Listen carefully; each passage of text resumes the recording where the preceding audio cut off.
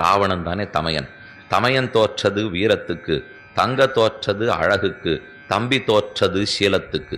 3 பேரும் 3 குணங்களுக்கு தோற்றார்கள். தோற்ற அவாவா கீர்த்திமை பாடிப்போய் ராமாயண கதையில ஒரு பெருமை என்னன்னால், சத்ரோ பிரக்யாத வீரியஸ்ய ரஞ்சனீயஸ்ய விக்ரமைகி. சத்ருக்கள் கூட தன்னை கொண்டாடும்படியான பெருமை பெற்றவன் ராமன்.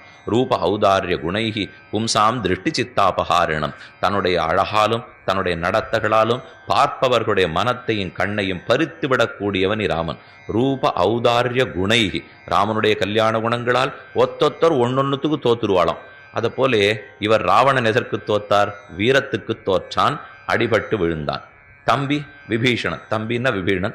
வியாக்கியானத்தில் இந்த மாதிரி சுருக்கமாக எழுதிடுவா. இவன் வீரத்துக்கு தோற்றான், தம்பி சீலத்துக்கு தோற்றான், தங்கை அழகுக்கு தோற்றாள்னா நம்ம இந்த குடும்பம் எது இப்போ இது இவங்கிறார், தங்கைங்கிறார், தம்பிங்கிறார். யாருன்னா நமக்கு தெரிஞ்சதெல்லாம் நம்ம தங்க தம்பியை பற்றி தான்.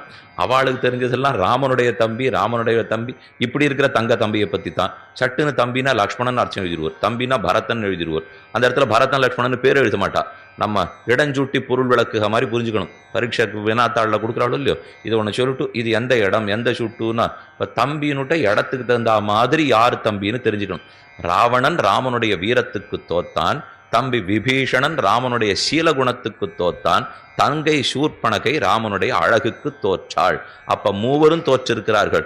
3 பேருமே விரோதிகள். இவ யாரான வேண்டியவாள? இப்போ வசிஷ்டர் தோற்றார், ஹனுமார் தோற்றார்னு சொன்னா கூட சரி. ராமனிடத்துல எப்போதும் 3 கட்சியினர் உண்டு. ஒன்று அனுகூலர்கள், மற்றொன்று பிரதிகூலர்கள், 3வது தடஸ்தர்கள். அப்படின்னா உதாசீன